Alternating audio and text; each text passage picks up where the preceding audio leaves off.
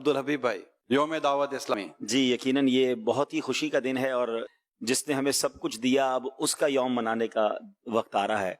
History بنتی ہے سب، کوئی چیز جو ہے تاریخ رقم کی جاتی ہے۔ ہم بڑے خوش نصیب ہیں کہ یہ تاریخ ہمارے سامنے رقم ہوئی ہے۔ یہ 40 ایئرز، ہم میں سے بہت سارے وہ لوگ ہیں، کسی نے 30 سال دیکھے، کسی نے 25 دیکھے، اور ایسے بھی خوش نصیب ہیں جو ڈے 1 سے لے کر آج تک دعوت اسلامی کے ساتھ ہیں۔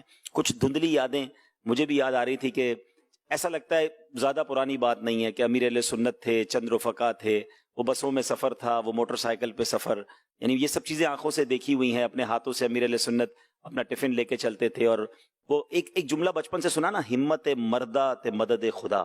اس کی ایک بالکل زندہ جاوید مثال ہمارے سامنے امیر اہل سنت ہیں کہ اس شخص میں وہ ہمت اور وہ اللہ تعالیٰ پر بھروسہ نظر آیا امیر اہل سنت میں، کہ غربت تھی، ایک چھوٹا سا علاقہ ہے اور وہاں سے چلنے والی تحریک، آج دنیا کا کون سا کونا ہے جہاں دعوت اسلامی نہیں ہے۔ وہ چیزیں جو ہم سوچا کرتے تھے کہ کیا کبھی ایسا ہوگا، آج وہ چیزیں بڑھ کر دعوت اسلامی کے لیے آ رہی ہیں، وہ راستے کھل رہے ہیں، وہ ترقیاں نظر آ رہی ہیں۔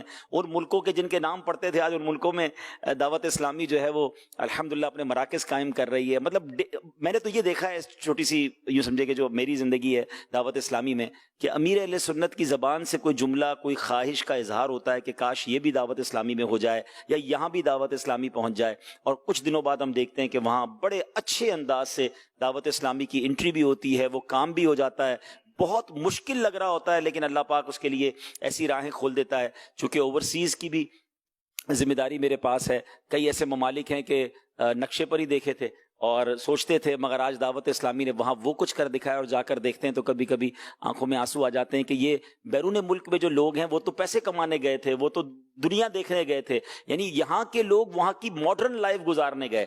امریکہ کے کچھ اسلام بھائی پچھلے ہفتے ہی کراچی آئے ہوئے تھے، اور میری ان سے ملاقات ہوئی۔ 2 بھائی ہیں، دونوں ماشاءاللہ باشرح با امامہ دعوت اسلامی کے مبلغین، کیلیفورنیا سے آئے۔ ایسا وہ دونوں پڑھنے گئے، دعوت اسلامی کا ماحول انہیں یہاں نہیں ملا۔ امریکہ میں پڑھنے گئے کمپیوٹر انجینئرنگ، وہاں انہیں دعوت اسلامی کا ماحول ملا۔ دونوں با امامہ چہرے پر داڑھی، دعوت اسلامی کے مبلغین بن گئے، اور آج ماشاءاللہ وہاں ٹھیک ٹھاک سنتوں کی خدمت کر رہے ہیں۔ تو یہ ماشاءاللہ وہ جو ریولوشن ہے، اب یہ برمنگھم غالباً یہ وہی بیٹھے ہوئے فضیل صاحب اسٹریچفورڈ فیضان مدینہ میں بیٹھے، وہی بیٹھے ہوئے ہیں۔ اب اسٹریچفورڈ فیضان مدینہ کو یہ اگر میں کہتا ہوں صرف اسی کی ہسٹری بیان کر دی جائے تو ان دا ہسٹری آف اسلام ایسے واقعات ہم پہلے صحابہ کرام کے زمانے میں سنتے تھے، اور یہ برمنگھم میں جو ہوا، اس جگہ کو ایسا ہم دیکھنے گئے تھے۔ جب برمنگھم میں گئے تھے، فضیل شاہ صاحب بھی ساتھ تھے، سید صاحب بھی ساتھ تھے، تو ہم جب وہاں گئے تو سچی بات ہے، جو مجھے اپنی کیفیت آج بھی یاد ہے، کہ جہاں شیطان کی عبادت ہوتی تھی، شیطان کو پوجا جاتا تھا۔ میں نے آج تک اور مذہبوں کی عبادت گاہوں کے بارے میں سنا تھا، یہ کبھی سوچا بھی نہیں تھا کہ ایسی بھی کوئی جگہ ہوگی جہاں بیٹھ کر شیطان کی پوجا کی جاتی ہے۔ ہم اس جگہ پر گئے، ایگزیکٹلی یہی وہ جگہ تھی، اور وہاں ایک کمرہ تھا جس کمرے میں جا کر میری اپنی کیفیت بھی کچھ چینج ہو گئی۔ زمین بھی بلیک، دیواریں بھی کالی، کھڑکیاں بھی بند، یعنی ایک سوراخ بھی نہیں تھا روشنی کا اندر آنے کے لیے، اور بتایا گیا کہ اس کمرے میں کالے کپڑے پہن کر بیٹھ کر یہاں شیطان کو پکارا جاتا تھا۔ اچھا، جو بھی اس جگہ کو لینے آتا تھا وہ پرچیز نہیں کر پاتا تھا، چھوڑ کے چلے جاتے تھے۔ جگہ بڑی زبردست ہے، جگہ آپ بھی گئے، ہم وہاں ٹھہرے بھی ہیں، وہاں ماشاءاللہ اب تو کیا کیا موجود ہے۔ تو وہاں جب اس جگہ کو لینے گئے تو اسلام نے کہا کیا کرنا ہے، لینی نہیں لینی؟ تو میں نے کہا ہمارا تو نعرہ ہی یہ شیطان کے خلاف جنگ جاری رہے گی، اس سے اچھی کون سی جنگ ہے کہ جہاں شیطان کی عبادت ہوتی ہے وہاں انشاءاللہ رحمان عز و جل کو سجدے ہوں گے۔ وہ جگہ لی الحمدللہ، وہاں پر آج مسجد ہے، مدرسۃ المدینہ ہے، جامعۃ المدینہ ہے، اسلامی بہنوں کا اجتماع ہوتا ہے، مکتبۃ المدینہ ہے، مدنی چینل کے اسٹوڈیو ہیں، یعنی پورا دعوت اسلامی کا ایک شاندار مدنی مرکز بن گیا۔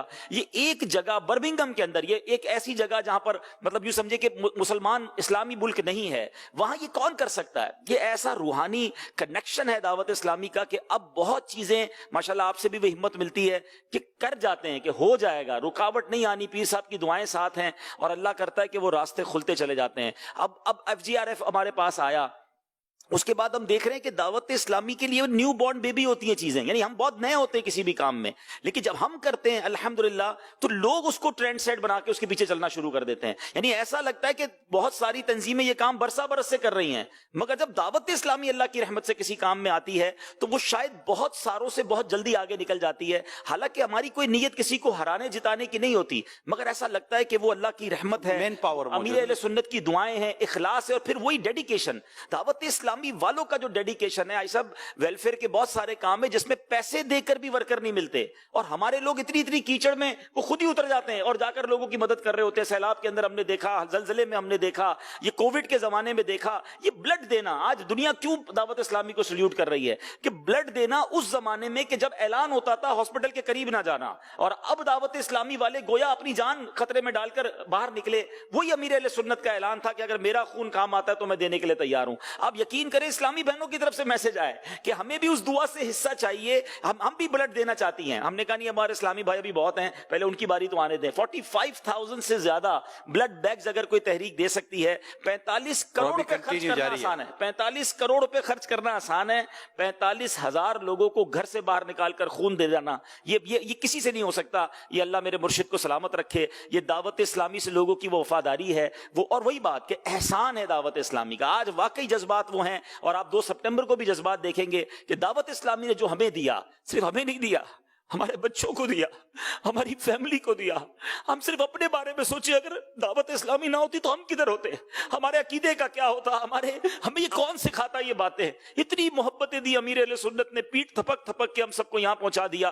آج بولنا سکھایا تو پھر کیوں نہ احسان مانے. یہ دن تو یوں سمجھے شکرانے کا دن ہے، امیر اہل سنت اور دعوت اسلامی کے احسان ماننے کا دن ہے. اور ایک میں نہیں، ایسے لاکھوں عاشقان رسول ہوں گے، دعوت اسلامی والے ہوں گے جو یہ کہنے پہ مجبور ہوں گے کہ دعوت اسلامی ہم سے جان مانگے، ہماری جان بھی حاضر ہے. اللہ امیر اہل سنت کو سلامت رکھے. اس غم سے ہو نہ پائے گا ادا عطار کا، عمر بھر گئے جانو دل سے شکریہ عطار کا، شکریہ عطار کا، شکریہ